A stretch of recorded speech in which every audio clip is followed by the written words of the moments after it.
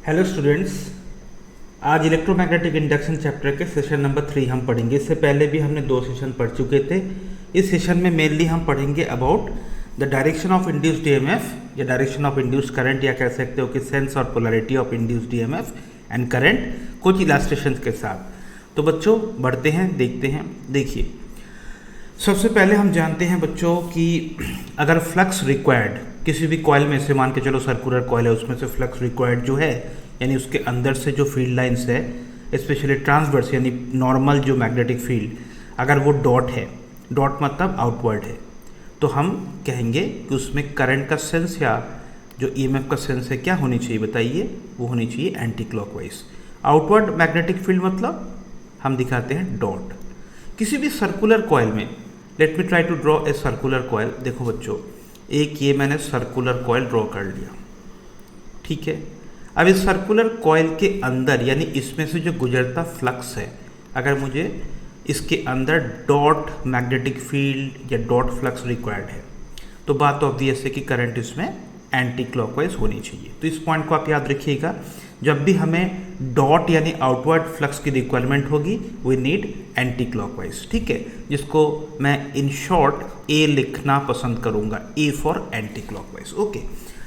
दूसरा पहलू ये है, आप सोच सकते हैं कि ऑन दी अदर हैंड, अगर किसी सर्कुलर कॉइल के अंदर यानी फ्लक्स जो है, इफ इट इज रिक्वायर्ड, अगर हमें ज़रूरत है फ्लक्स की, क्या बताइए, क्रॉस यानी इनवर्ड, ठीक है ना। आप सभी जानते हो कि इनवर्ड मैग्नेटिक फील्ड लाइन से फ्लक्स को हम कहते हैं क्रॉस, ठीक है स्टूडेंट्स। तो बात ऑब्वियस है कि वी नीड, व्हेनेवर जब भी कभी रिक्वायरमेंट होगी क्रॉस, तो हमें क्लॉकवाइज इंड्यूस्ड ईएमएफ या करंट हमें चाहिए होगा, ठीक है। ये तो कंफर्म हो गया कि डॉट की रिक्वायरमेंट है तो एंटी क्लॉकवाइज, और क्रॉस का रिक्वायरमेंट है यानी इनवर्ड का रिक्वायरमेंट है तो क्लॉकवाइज, ठीक है स्टूडेंट्स। तो चलो देखते हैं हम how to determine the polarity of induced EMF और करंट। देखिए, सबसे पहले जो भी कॉइल है उसमें से आप ये डिसाइड कीजिए कि उसमें से फ्लक्स जो है ये क्रॉस है या डॉट है। तो दो ही तरह का फ्लक्स हो सकता है, ट्रांसवर्स क्रॉस या फिर डॉट। सबसे पहले आपको वो देखना पड़ेगा, किसी भी कॉइल में से अगर इंड्यूस्ड ईएमएफ निकालना चाहते हो तो उसमें से जो लिंक्ड फ्लक्स है, ये क्रॉस है या डॉट है। हमेशा याद रखना स्टूडेंट कि अगर ये फ्लक्स जो है, जो भी फ्लक्स है, वो इंक्रीजिंग मोड में है, if it is in increasing mode, तो जस्ट उसका अपोजिट का रिक्वायरमेंट है, मतलब अपोजिट इज रिक्वायर्ड। क्योंकि बात ऑब्वियस है कि कोई भी, मान के चलो समथिंग इज ग्रोइंग, तो उस चेंज को रोकने के लिए हमें अपोजिशन लगाना पड़ेगा, ऑलराइट। ठीक उसी तरीके से बच्चों की कभी भी आपको दिखे कि जो भी एसोसिएटेड फ्लक्स है वो अगर डिक्रीजिंग मोड में है, तो उस चेंज को अपोज करने के लिए सेम काइंड ऑफ फ्लक्स का रिक्वायरमेंट है। आ गई बात समझ में कि किसी भी कॉइल में से जो फ्लक्स है वो या तो क्रॉस हो सकता है या डॉट हो सकता है, यानी अंदर की ओर या बाहर की ओर, ठीक है। और फ्लक्स चेंज दो ही तरीके से हो सकता है, समय के साथ यानी टाइम के साथ, या तो वो इंक्रीजिंग मोड में होगा या तो डिक्रीजिंग मोड में होगा। अगर इंक्रीजिंग मोड में है तो जिस टाइप का भी फ्लक्स है तो हमें उसके ऑपोजिट की रिक्वायरमेंट होगी, और अगर डिक्रीजिंग मोड में है, अगर वो कम हो रहे टाइम के साथ, तो सेम टाइप ऑफ फ्लक्स का रिक्वायरमेंट होगा, ठीक है स्टूडेंट्स। अब देखो, जैसे कि मान लीजिए कि रिक्वायर्ड फ्लक्स हमें मिला है, अल्टीमेट डिसीजन मिला है कि डॉट। तो डॉट मतलब द इंड्यूस्ड ईएमएफ पर डायरेक्शन या सेंस होगा, वो होगा एंटी क्लॉकवाइज, जो हमने प्रीवियस स्लाइड में ही पढ़ चुके हैं। और अगर रिक्वायर्ड फ्लक्स मान के चलो क्रॉस है, तो उस कॉइल में जो डायरेक्शन या सेंस ऑफ ईएमएफ रहेगा वो रहेगा क्लॉकवाइज, ठीक है। तो इसी चीज़ को हम समझ सकते हैं। तो 3 स्टेप आपको आ गया समझ में। पहला स्टेप क्या है बताओ, कि फ्लक्स का नेचर आप डिसाइड करोगे, कॉइल में से फ्लक्स क्या है, या तो क्रॉस या तो डॉट। फिर देखोगे चेंज का नेचर क्या है, इंक्रीजिंग या डिक्रीजिंग। अगर इंक्रीजिंग है ऑपोजिट का रिक्वायरमेंट रहेगा, और अगर डिक्रीजिंग है सेम काइंड ऑफ फ्लक्स का रिक्वायरमेंट रहेगा। रिक्वायरमेंट के अकॉर्डिंग डिसाइड होगा बच्चों कि इंड्यूस्ड ईएमएफ का सेंस क्या होगा। अगर मान के चलो रिक्वायर्ड फ्लक्स डॉट है तो एंटी क्लॉकवाइज लिखना है, और अगर क्रॉस है तो आपको क्लॉकवाइज लिखना है। तो इन सब चीज़ों को हम समझ सकते हैं कुछ इलास्ट्रेशन से। सो पहला इलास्ट्रेशन हमारे पास है, देखिए पढ़िए क्वेश्चन को। बताया कि circular conducting loop is placed in a magnetic field directed into the plane of the coil, ठीक है, अच्छी बात है। What will be the direction of induced EMF if the magnetic field is increasing, और second beat है if it is decreasing with time। तो सबसे पहले हम सिचुएशन को ड्रॉ करने की कोशिश करते हैं। स्टूडेंट्स, सबसे पहले हमने ड्रॉ कर दिया एक सर्कुलर कॉइल, ऑलराइट। अब जो यहाँ पे लिंक्ड फ्लक्स है वो बताया गया कि magnetic field is directed into the plane of the coil. तो हम कह सकते हैं जो फ्लक्स लिंक्ड है, ये कॉइल जो है it is placed in cross यानी इनवर्ड मैग्नेटिक फील्ड। ठीक है स्टूडेंट्स, बताइए सही है कि नहीं। तो सबसे पहले ये बताओ कि इस कॉइल में से लिंक्ड फ्लक्स है क्या। तो हम कहेंगे इस कॉइल में से जो लिंक्ड फ्लक्स है वो है क्रॉस। ये डिसीजन हो गया, पहला स्टेप ओवर हो गया। अब बताओ, पहला बिट ऑफ क्वेश्चन है, बताया गया कि ये जो फ्लक्स है या ये जो मैग्नेटिक फील्ड है दैट इज इंक्रीजिंग, यानी nature of change, sign of change क्या है, इंक्रीजिंग। सो इंक्रीजिंग है तो मैंने क्या समझाया था कि जो भी इंक्रीजिंग है रिक्वायरमेंट रहेगा उसके ऑपोजिट का। So opposite is required. Opposite मतलब बच्चों इसी का ऑपोजिट बताओ क्या है। ऑपोजिट मतलब डॉट का रिक्वायरमेंट रहेगा और इस रिक्वायरमेंट को पूरा करेगा एंटी क्लॉकवाइज। ठीक है, तो पहले बीट का आंसर हो जाएगा एंटी क्लॉकवाइज। चलो सेकंड बीट को एनालाइज करते हैं। सेकंड बीट में बताया गया कि दिस फ्लक्स या magnetic field is decreasing with time. अभी अभी मैंने आपको समझाया था कि इफ समथिंग इज डिक्रीजिंग हमें सेम काइंड ऑफ फ्लक्स का रिक्वायरमेंट है। सेम मतलब जो भी लिंक्ड था क्रॉस उसी का रिक्वायरमेंट है जो कि पूरा करेगा क्लॉकवाइज। तो देखो डिसीजन हो गया, पहले केस में एंटी क्लॉकवाइज, जब क्रॉस मैग्नेटिक फील्ड इंक्रीज हो रहा है अपोजिट के रिक्वायरमेंट है, और दूसरे केस में सेम का रिक्वायरमेंट है। आगे बढ़ते हैं बच्चों। आगे हमारे पास और एक इलास्ट्रेशन है, बताया गया कि close loop is placed in a magnetic field directed outwards. बहुत अच्छी बात है, पहले वाला इनवर्ड था अब आउटवर्ड है। Find the direction of induced EMF when the magnetic field, एक तो है इंक्रीजेस और दूसरा है डिक्रीजेस। तो चलिए पहले सिचुएशन को हम ड्रॉ करने की कोशिश करते हैं बच्चों। सबसे पहले हम ड्रॉ करने की कोशिश करेंगे, ये बन गया आपका circular coil.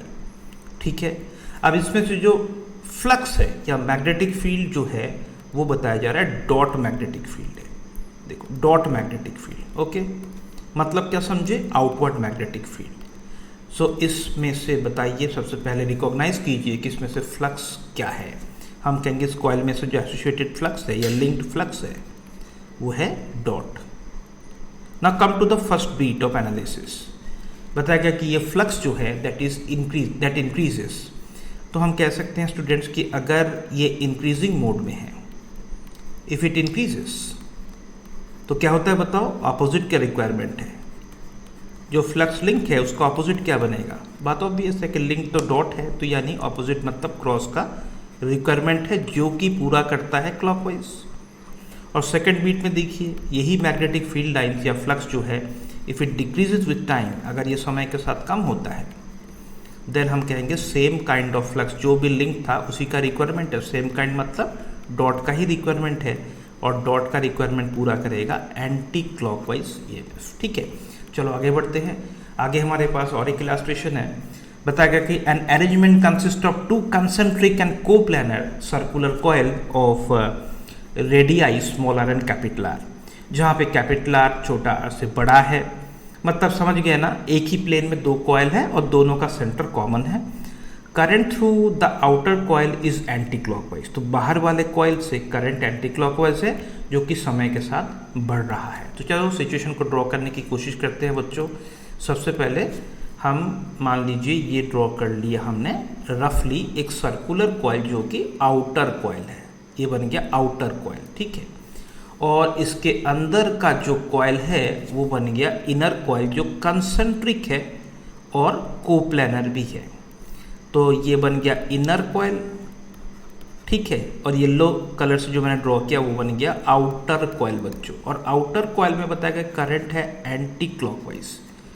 So outer coil में जो करंट एंटी क्लॉकवाइज है, हम सभी जानते हैं कि इसके अंदर का जो फील्ड ये प्रोड्यूस करेगा वो प्रोड्यूस करेगा एंटी क्लॉकवाइज करंट की वजह से फील्ड प्रोड्यूस करेगा या फ्लक्स प्रोड्यूस करेगा डॉट, है कि नहीं स्टूडेंट्स, जो कि मैंने फर्स्ट स्लाइड में आपको बता दिया है कि एंटी क्लॉकवाइज है तो यहाँ पे डॉट प्रोड्यूस होगा।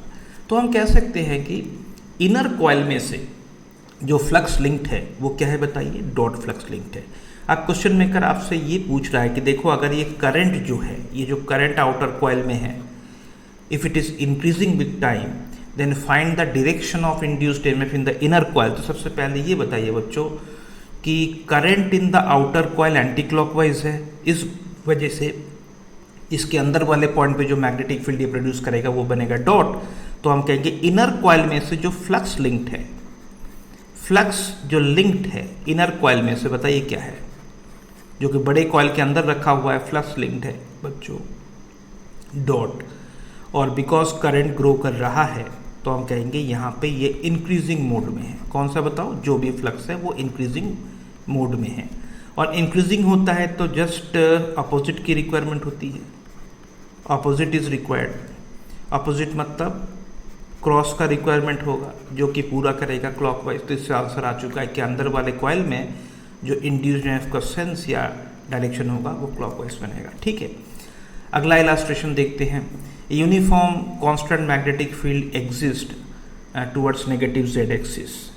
ठीक है, a closed loop lying over X Y plane grows with time, मतलब लूप का जो साइज है वो समय के साथ बढ़ रहा है, जो कि एक्स वाई प्लेन में है बच्चों, और मैग्नेटिक फील्ड डायरेक्शन है नेगेटिव जेड एक्सिस के डायरेक्शन में। तो चलिए पहले हम ड्रॉ कर लेते हैं एक्स और वाई प्लेन को। ये देखिए बच्चों, this with the Y axis, ये मान के चलो एक्स एक्सिस है तो मैंने ड्रॉ कर लिया एक्स और वाई एक्सिस। ठीक है, फाइन, ये बन गया एक्स और वाई। तो बताइए पॉजिटिव जेड कहाँ है, पॉजिटिव जेड आउटवर्ड रहेगा और नेगेटिव जेड इनवर्ड रहेगा। तो यहाँ पे मैग्नेटिक फील्ड जो बताया जा रहा है वो है इनवर्ड, यानी नेगेटिव जेड एक्सिस के डायरेक्शन में इनवर्ड मैग्नेटिक फील्ड यहाँ पर है। और एक्स वाई प्लेन में बच्चों एक कॉइल रखा हुआ है, ये देखो coil. Now this coil is growing in size. आप सभी जानते हो कि मैग्नेटिक फील्ड फ्लक्स जो है वो बी के साथ साथ ए पर भी डिपेंड करता है कि नहीं बच्चों, बताइए। तो हम कह सकते हैं सबसे पहली बात, जो कॉइल हमने ड्रॉ किया उसमें से फ्लक्स क्या है बताइए, उसमें से फ्लक्स लिंक्ड है क्रॉस, बिकॉज एरिया देखो समय के साथ बढ़ रहा है। सो एज ए रिजल्ट ये जो फ्लक्स है वो इंक्रीजिंग मोड में रहेगा, that will be increasing with time. Increasing with time मतलब जस्ट अपोजिट की रिक्वायरमेंट है। जो भी फ्लक्स लिंक्ड है, जो क्रॉस लिंक था, उसका अपोजिट होता है डॉट, और डॉट को पूरा कौन करेगा बच्चों, एंटी क्लॉकवाइज पूरा करेगा। यानी यहाँ पर जैसे जैसे इसका साइज ग्रो करता जाएगा, इस कॉइल में से फ्लक्स जो लिंक्ड है क्रॉस वो समय के साथ बढ़ता जाएगा, रिक्वायरमेंट उसके ऑपोजिट की होगी, यानी डॉट की रिक्वायरमेंट पूरा करेगा एंटी क्लॉकवाइज इंड्यूस्ड ईएमएफ। ठीक है, बहुत ही कूल है। आगे बढ़ते हैं, आगे हमारे पास ये इलास्ट्रेशन है कि इन the situation shown current through the straight wire decreases with time. एक स्ट्रेट वायर में करंट शो किया गया है। Find the direction of the induced EMF in the loops L1 and L2।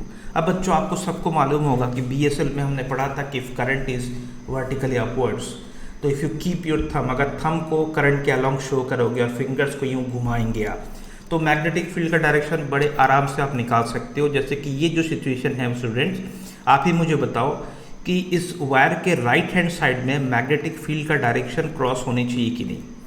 Okay, इस राइट साइड वाले reason में magnetic field cross होना चाहिए, और लेफ्ट वाले रीजन में स्टूडेंट्स जो मैग्नेटिक फील्ड है वो डॉट होनी चाहिए। जो बेसिक नॉलेज हमें है कि how to decide magnetic field direction due to straight wire, ये तो हम जानते हैं। ओके, सो बात ऑब्वियस है कि इस करंट फ्लो की वजह से हम ये सोच सकते हैं, अगर हम L1 और L2 कॉइल को अलग से डिस्कस करें, सो कॉइल L1 के बारे में सोचिए। यहाँ पर जो फ्लक्स लिंक्ड है वो क्या है बताइए बच्चों, वो है क्रॉस। जबकि कॉइल L2 में जो फ्लक्स लिंक्ड है बताइए क्या है, वो फ्लक्स है डॉट। बिकॉज जो क्रॉस या डॉट फ्लक्स प्रोड्यूस कर रहा था, जो प्रोड्यूसर है वो कौन है बताओ, electric current in the straight wire. That current is decreasing, ये जो करंट है जो फील्ड प्रोड्यूस कर रहे हैं वो कम हो रहा है टाइम के साथ, यानी अपने अपने फ्लक्स जो है ये भी डिक्रीज करेगा, और L2 में से जो फ्लक्स है वो भी डिक्रीज करेगा। डिक्रीजिंग में क्या होता है, सेम काइंड ऑफ फ्लक्स का रिक्वायरमेंट होता है। तो सेम यानी L1 में से क्रॉस का रिक्वायरमेंट पूरा करेगा कौन बताओ बच्चों, क्लॉकवाइज, और L2 कॉइल में से जो है लिंक्ड डॉट, क्योंकि डिक्रीजिंग है तो सेम काइंड ऑफ फ्लक्स का रिक्वायरमेंट है, यानी डॉट का रिक्वायरमेंट रहेगा जो कि पूरा करेगा एंटी क्लॉकवाइज। तो L1 कॉइल में इस सिचुएशन में जो सेंस ऑफ इंड्यूस्ड ईएमएफ होगा क्लॉकवाइज और L2 में एंटी क्लॉकवाइज। ठीक है, आगे बढ़ते हैं। आगे हमारे पास और एक एग्जांपल है, बताया गया कि circular loop is placed on A table and A straight wire is kept along the axis of the loop. आप इमेजिन करो आपका स्टडी टेबल में एक सर्कुलर लूप लाइंग है और एक स्ट्रेट वायर आपने ओरिएंट किया है उसके एक्सिस के अलोंग यानी परपेंडिकुलर प्लेन में। Current through the wire increases with time, उस वायर में से करंट है जो कि टाइम के साथ बढ़ रहा है। Find the direction of induced EMF in the circular loop viewed from the point above the table. यानी बच्चों यहाँ पे जो सिचुएशन है उसको मैं पोर्ट्रे करने की कोशिश कर रहा हूँ। देखो सपोज करो ये आपका plane of your study table, ये आपके स्टडी टेबल का प्लेन है। ओके, आपके स्टडी टेबल का प्लेन जो है वो हॉरिजॉन्टल है, ऑलराइट, और आपके स्टडी टेबल के प्लेन में एक सर्कुलर कॉइल आपने इस तरीके से प्लेस कर दिया, ये एक सर्कुलर कॉइल है, ऑलराइट, और एक स्ट्रेट वायर को भी आपने प्लेस किया। किस तरीके से बच्चों बताइए, straight wire is kept along the axis of the coil, मतलब आप ये समझ जाओगे कि ये वो स्ट्रेट वायर है। ठीक है स्टूडेंट्स, मान लेते हैं कि स्ट्रेट वायर में करंट है ऊपर की ओर आई, और इस सिचुएशन को कौन देख रहा है, एन ऑब्जर्वर इज देयर, जो कि सिचुएशन को पूरा ऊपर से देख रहा है, ऑलराइट। अब हमें पूछा गया कि बताया गया कि see this current in the straight wire, current in the straight wire ये समय के साथ बढ़ता है, तो किस तरीके से इंड्यूस्ड ईएमएफ आएगा इस कॉइल में, इस ऑब्जर्वर को क्या दिखेगा। तो बच्चों लॉजिक ये है, देखो सबसे पहली बात कि यहाँ पर ये जो स्ट्रेट वायर है वो किस तरीके से मैग्नेटिक फील्ड प्रोड्यूस करेगा आप भी जानते हो। मैग्नेटिक फील्ड लाइन्स को अगर हमें कहे कोई शो किया जाए मैग्नेटिक फील्ड लाइन, तो ये बनेंगे कंसेंट्रिक ऐसे सर्कुलर मैग्नेटिक फील्ड लाइन्स, है कि नहीं स्टूडेंट्स बताइए। ऊपर से देखने पर एंटी क्लॉकवाइज नजर आएगा। सो बेसिकली बात ये है कि यहाँ पर आप देखो जो मैग्नेटिक फील्ड लाइन्स है, यानी कह सकते हो कि field lines are along the plane या parallel to the plane, are parallel to the plane of the circular coil, plane of the circular coil। सही है ना बच्चों। तो जब इस तरीके से सिचुएशन होता है कि भैया एक कॉइल के प्लेन में से मैग्नेटिक फील्ड लाइन क्रॉस कर रहा है, तो इसमें से फ्लक्स लिंक हो जाता है जीरो। तो जब फ्लक्स ही नहीं है तो करंट के चेंज होने की वजह से फ्लक्स का चेंज हो नहीं सकता। तो बच्चों इस सिचुएशन में induced EMF through the coil should be zero. समझ गए बात क्यों? क्योंकि फ्लक्स लिंक ही नहीं है, इसलिए जीरो आंसर है। Now come to this situation. In the situation shown a long straight wire, अच्छी बात है, and a circular coil are coplanar. समझ गए बात को कि भाई ये लॉन्ग स्ट्रेट वायर है और उसी प्लेन में एक सर्कुलर कॉइल है, अच्छी बात है। Constant current flows through the wire, okay, जो कि नीचे की ओर दिखाया गया बच्चों, करंट नीचे की ओर है, देखो that's great. The circular coil is moved away from the wire, find the direction of the induced EMF. अब स्टूडेंट्स बायोट-सावर्ट्स लॉ में हमने पढ़ा था कि magnetic field due to a straight wire क्या फॉर्मूला होता है, याद कीजिए, mu not I upon 2πd। तो हम सभी जानते हैं कि डिस्टेंस बढ़ने के साथ साथ मैग्नेटिक फील्ड इन्वर्स प्रोपोर्शनेटली कम हो जाता है। सबसे पहली बात, यहाँ पे जो करंट का डायरेक्शन है वो नीचे की ओर है। If you keep your thumb, अगर थंब को अगर आप करंट के डायरेक्शन में रखोगे और बच्चों अगर आपने डिसाइड किया कि राइट जोन में जहाँ पे लूप है वहाँ पे मैग्नेटिक फील्ड का डायरेक्शन क्या है, तो आपको ज़रूर मिलेगा डॉट। ठीक है, तो देखो यहाँ पे डॉट मैग्नेटिक फील्ड है, भूलना मत, वायर से दूर जाओगे तो ये strength of the magnetic field धीरे धीरे कम होता जा रहा है, इस बात को भी ध्यान रखिएगा। ठीक है, तो बच्चों सबसे पहली बात है, देखो यहाँ पर जो कॉइल जिसके बारे में हम डिस्कस कर रहे हैं वो किस जोन में है बताओ, वो डॉट मैग्नेटिक फील्ड वाले जोन में है, यानी इस कॉइल में से जो फ्लक्स है वो क्या है बताइए, फ्लक्स है डॉट।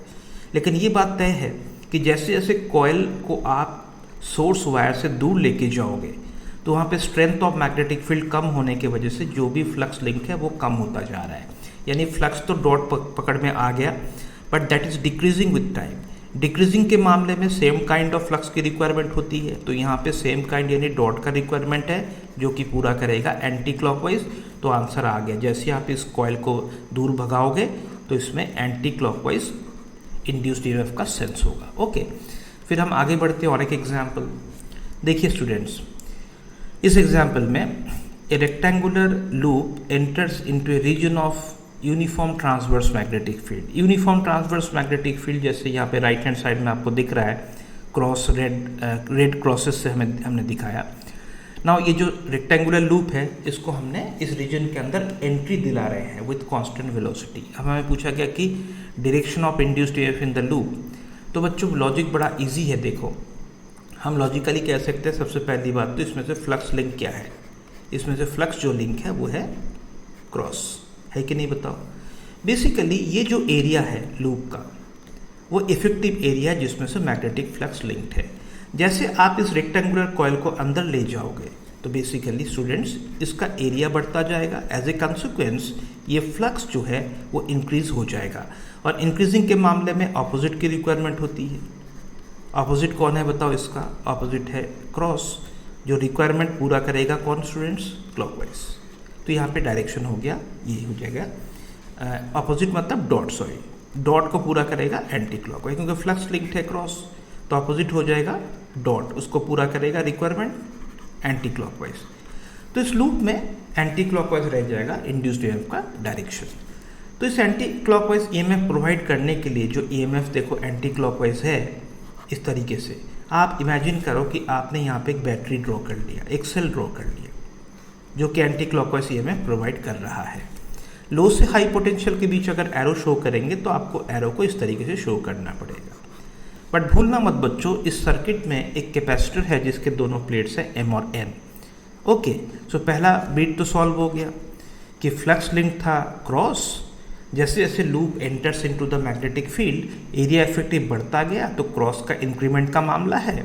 इसका अपोजिट यानी डॉट का रिक्वायरमेंट है जो पूरा करेगा एंटी क्लॉकवाइज, तो एंटी क्लॉकवाइज हो जाएगा इंड्यूस्ड ईएमएफ का डायरेक्शन।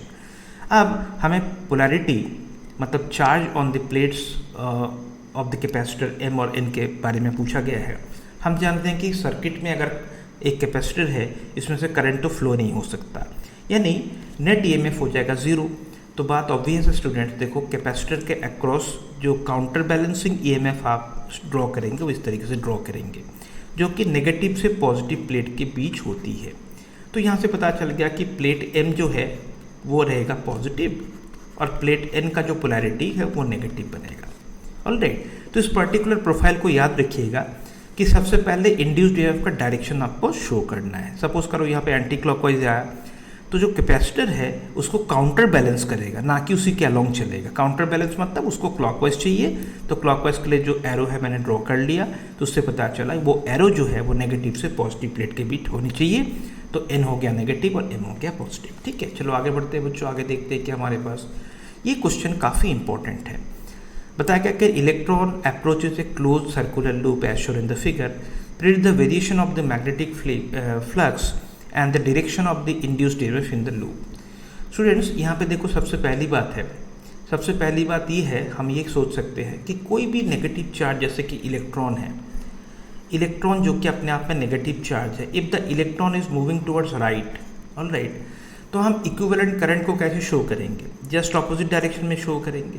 तो इस मामले में इक्विवेलेंट करंट आप सोच सकते हो कि तार में करंट फ्लो है कुछ इस डायरेक्शन में। ओके फाइन बच्चों, नाउ द थिंग इज, पहली बात तो इस इक्विवेलेंट करंट की वजह से जो लूप है, लूप में से मैग्नेटिक फील्ड का डायरेक्शन क्या होगा? तो अगर करंट इस तरीके से है, अगर आप यहाँ पे अलोंग द थंब अगर करंट को पकड़ेंगे और फिंगर्स को कर्ल करेंगे तो बहुत आराम से आपको मिल जाएगा कि यहाँ पे मैग्नेटिक फील्ड का डायरेक्शन क्रॉस है। ठीक है, तो स्टूडेंट्स पहली बात तो देखो इस लूप में से मैग्नेटिक फील्ड का फ्लक्स जो है वो क्रॉस है, so flux is cross. Okay fine, now flux अगर इंक्रीज होगा तो जस्ट ऑपोजिट का रिक्वायरमेंट है और अगर डिक्रीज होगा तो सेम का रिक्वायरमेंट है। लेकिन इस मामले में एक single charge is moving, alright, जिसके बारे में हम जानते हैं कि magnetic field produce by a moving single charge. So देखो मैग्नेटिक फील्ड डिपेंड करता है डिस्टेंस पर, alright. So magnetic field strong होता जाता है जैसे ही ऑब्जर्वेशन पॉइंट का डिस्टेंस धीरे धीरे कम होता जाएगा। तो यहाँ पर मामला कुछ इस तरीके से स्टूडेंट्स देखिए ये सर्कुलर लूप है, ऑलराइट। और ये मान के चलो ये जो स्ट्रेट लाइन मैं ड्रॉ करने जा रहा हूँ, this be the path of the electron, straight line path. Electron जब बहुत दूर है, उस पॉइंट को मैं सपोज करो नाम इसका लेता हूँ कि भाई ये फार मतलब बहुत दूर वाला पॉइंट, एक पॉइंट x है और ये पॉइंट y है, ये बहुत दूर दूर पॉइंट है। लेकिन यहाँ पर एक पॉइंट मैं शो कर रहा हूँ आपको, पॉइंट का नाम है C for closest point, okay.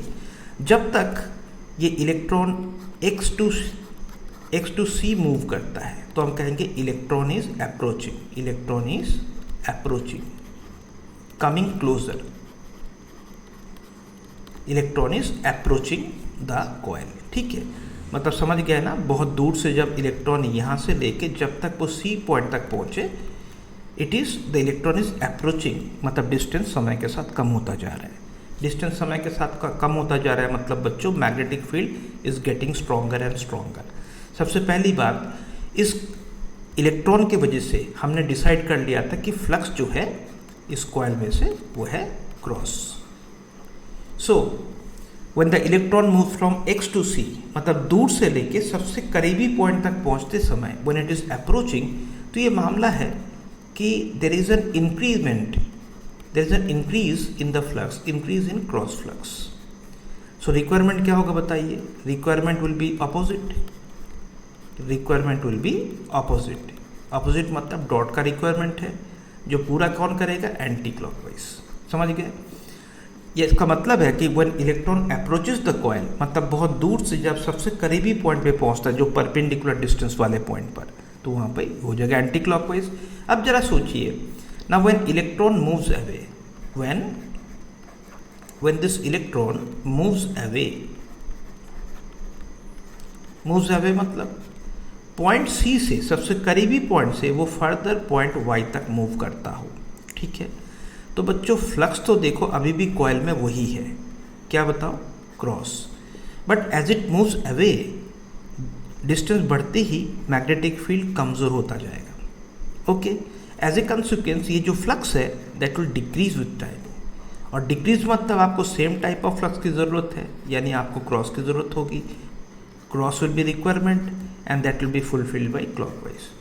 तो इस क्वेश्चन का सही जवाब है, इस कॉइल में हम कह सकते हैं जो इंड्यूस्ड ईएमएफ है, इंड्यूस्ड ईएमएफ सबसे पहले क्या होगा बताओ? It will be anti clockwise,